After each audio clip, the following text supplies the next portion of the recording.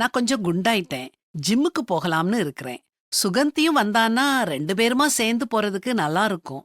அவ வர ஒத்துக்கிட்டதுக்கு அப்புறம் தான் ஜிம்ல சேரணும்னு ரித்திகா சொன்னா. எதையுமே நாம தனியா செய்யறத விட 2 பேரோ 3 பேரோ சேர்ந்து செய்யறது நல்லதுதான். ஆனா அதுக்காக அவங்களால வர முடியாத பட்சத்துல நாம செய்யணும்னு நினைக்கிறத செய்யாம இருக்கிறது சரியில்ல.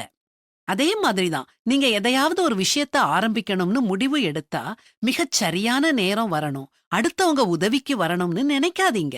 முதல் அடிய நீங்க எடுத்து வைங்க. நீங்க ஆரம்பிச்சதுக்கு அப்புறம் அடுத்தவங்க வருவாங்க, ஆதரவு கிடைக்கும். நீங்க தொடர்ந்து உற்சாகமா செய்யும்போது அதது அந்தந்த இடத்துல அழகா வந்து உட்காரும். நடக்க வேண்டிய காரியங்கள் எல்லாம் நேர்த்தியா நடக்கும். நீங்க நடக்க ஆரம்பிங்க, வழி தன்னால பிறக்கும். சரியான முதலீட்டோட, சரியான ஆட்களோட, சரியான நேரத்துல தான் ஆரம்பிக்கணும்னு நாம காத்திருந்தோம்னா நாம எதையுமே செய்ய முடியாது. எல்லாம் ஒரே நேரத்துல கைகூடி வராது. நாமே முதலீடா இருப்போம். எல்லா நேரமும் நல்ல நேரம்தான். அடுத்தவங்க கைய நம்பாம நம்ம கையையே நம்புவோம். ஆன்மீக வாழ்க்கையிலையும் நாம இந்த கொள்கையத்தான் பின்பற்றணும். துன்பங்கள் வந்தாதான் கடவுள்கிட்ட பிரார்த்தனை பண்ணணும்னு நினைக்காதீங்க. பிரார்த்தனை உங்க வாழ்க்கையில ஒரு முக்கிய பகுதியாகட்டும்.